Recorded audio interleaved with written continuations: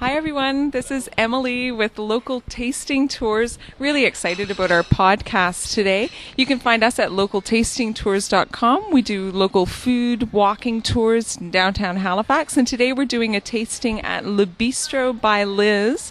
And that's right on the corner of South Park and Brenton Street.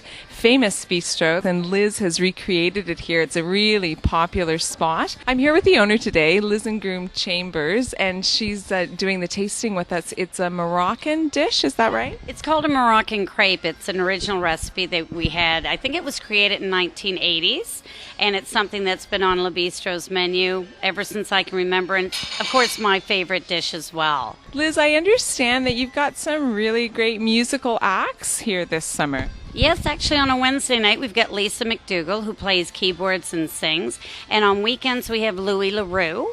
He plays every Friday and Saturday night, and actually Lisa's going to be doing the last weekend of every month. So it's from 7 till 10. So people come and they sit in that nice atrium with the little tiny starlights. Yeah, a lot of our customers are either old regulars or people who are new to town. We've just gotten back our chef Paul Pike, who was with me here in the early 90s for about 6 years. So it's all good. That's really exciting, the chef back.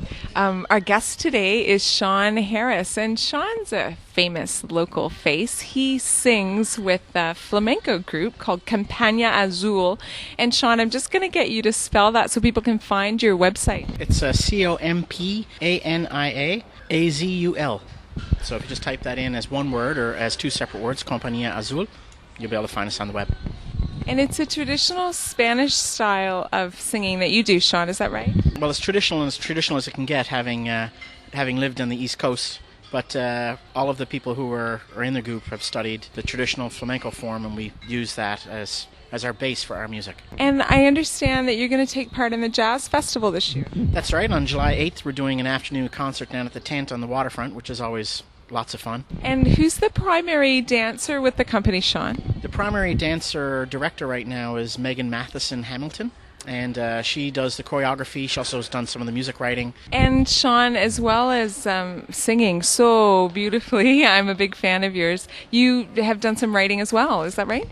Well, over my entire kind of music career, I've been a songwriter principally, but and singer. It's just as of the last year and a half that we've started writing tunes in the flamenco form. We perform with different orchestras across the country, so not just myself, but as the group as a whole. So Dan McNeil, Bob Sotheby, Ian McMillan, myself, and Megan Matheson collaborating on music. Okay, Liz. Wow, what a beautiful dish. There's the mandarin orange on top, a lovely fresh side salad. I'm guessing those greens are local? Oh, absolutely. We buy all of our local products through Pete's Boutique here in town.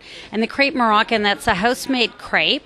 And what we do is we saute chicken in a light curry sauce with water chestnuts and mandarin oranges, and then we put it into the crepe and we fold the crepe over the top. There's also fresh mushrooms in there, and we have sultans and actually toasted almonds in the dish as well.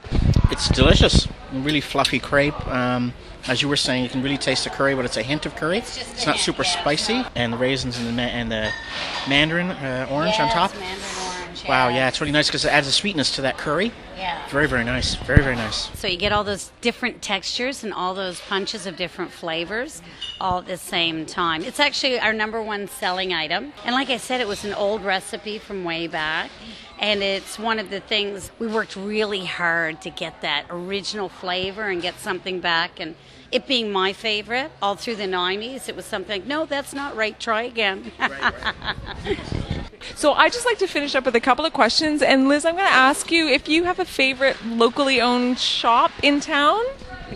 Oh, yes, I do. John David Shoes in Park Lane. It's actually owned by my younger brother, and he was a great big part of me coming back and redoing Le Bistro. He encouraged me. My brother's store, John David Shoes, and I'm always, of course, I have great shoe wear on at Le Bistro, so, and it's accredited to him. I get a good discount. Beautiful red shiny shoes on today, I notice. And Sean, I'm just going to ask, I know that you grew up in Newfoundland. Do you have a favorite food from your childhood that you remember well? Yes, it isn't anything special, but when I was a kid, I was fortunate enough to have both grandparents live on either end of a street.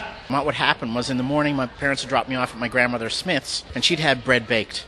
And that was fine. And then when I was done there, lo and behold, I'd walk across the street to the other end of the street, and my grandmother Harris would have bread baked there. But what she would do is always have molasses with it. So molasses and butter and baked bread fresh out of the oven. Still my favorite thing. I smell baked bread, just like, yeah. I can almost smell it just hearing you talk about it. That's great. Both of you, thanks so much. Liz, maybe if you can give a phone number where people could call to make a reservation? Sure, we're at 423-8428, or you can check out our website. It's bistrohalifax.com. Just to wrap up, this is Emily from Local Tasting Tours. Our tours run 1:30 in the afternoon from the Seaport Farmers Market until the middle of October. Take a tour, take a bite out of Halifax.